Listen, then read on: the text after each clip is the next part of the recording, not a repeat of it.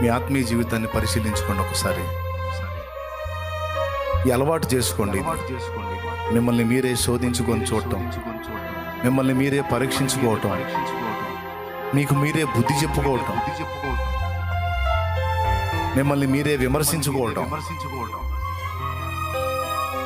నాకు దేవుడిచ్చిన ఆణిముత్యాలు ఇవే. ఇవన్నీ సీరియస్గా తీసుకున్నాను. దేవుని ముందుకు వెళ్ళినప్పుడు నేను ఇంతే మాట్లాడుకుంటానండి. నా అలవాటు అదే. నన్ను ఎగతాళి చేసిన వాళ్ళ విషయంలో కూడా, నన్ను దూషించిన వాళ్ళ విషయంలో కూడా నేను పోయి దేవుని ముందు అదే చెప్పుకుంటాను. నేను దూషణకే తగిన వాడిని కానీ సన్మానానికి తగిన వాడిని కాదు ప్రభా.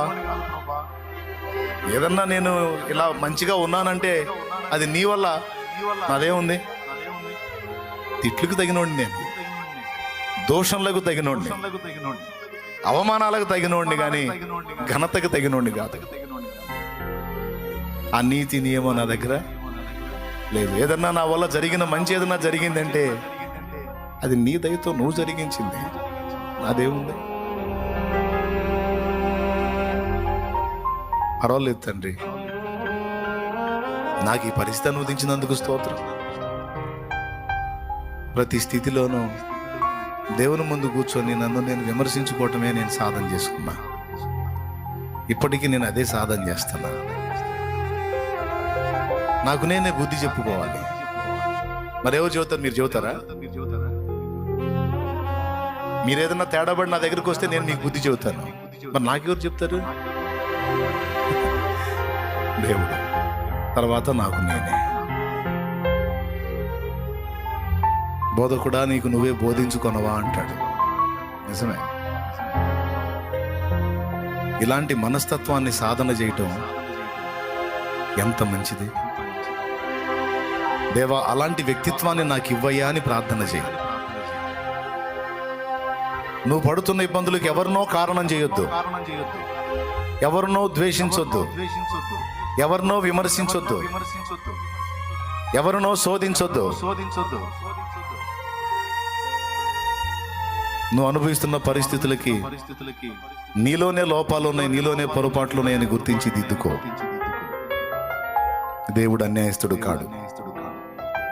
నిన్ను నువ్వు విమర్శించుకొని దిద్దుకున్నట్లా తీర్పు నుంచి నిన్ను తప్పించి ఆశీర్వాద పదంలోకి నేను తప్పనిసరిగా నడిపిస్తాను.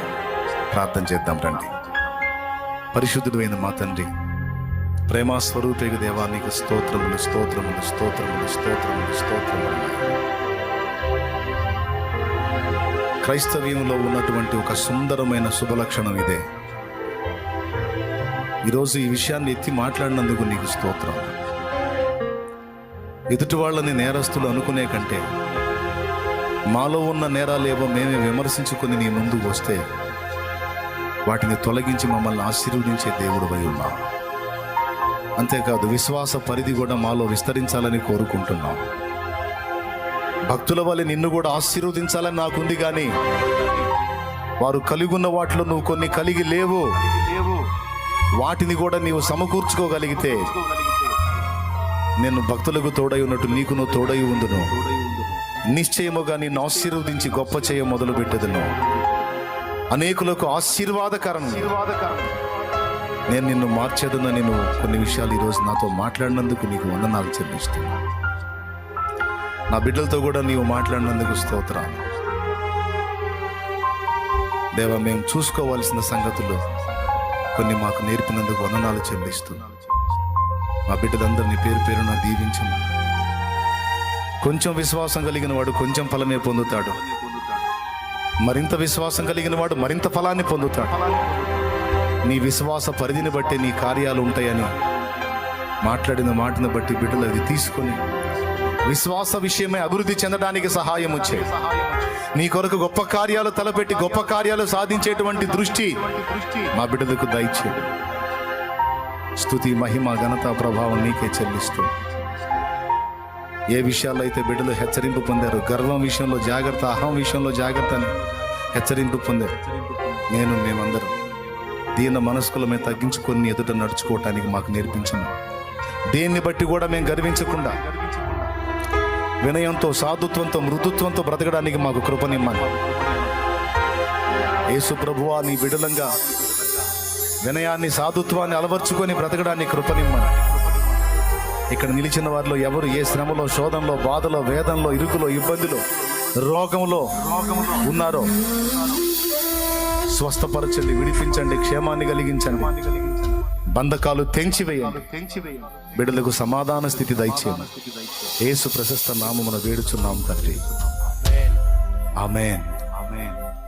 పరలోకమందున్న మా తండ్రి, నీ నామం పరిశుద్ధపరచబడును గాక, నీ రాజ్యం మాకు వచ్చుగాక, నీ చిత్తం పరలోకమని నెరవేర్చినట్లు భూమి అందు నెరవేరును గాక. మాకు కావలసిన అనుదిన ఆహారం నేడు మాకు దయచేయి. మా పట్ల అపరాధం చేసిన వారిని మేము క్షమించున్న రీతి నీవు మా అపరాధములు క్షమించు.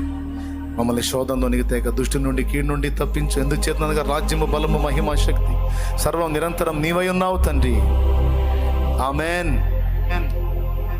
మన తండ్రి అయిన దేవుని ప్రేమ, ఆయన ప్రియ కుమారుడు, మనందరి ప్రాణప్రియుడైన యేసయ్య శాశ్వత నిత్య కృప, పరిశుద్ధాత్మతోడి మనోహర దివ్య సహవాసం, సమాధానం సమకూడిన మనకు సకల పరిశుద్ధులకు సార్వత్రిక సంఘం అంతటికి సదాతోడే మనందరం నిత్యత్వంలో చేరు పర్యంతము మనల్ని నడిపించును గాక, ఆమేన్.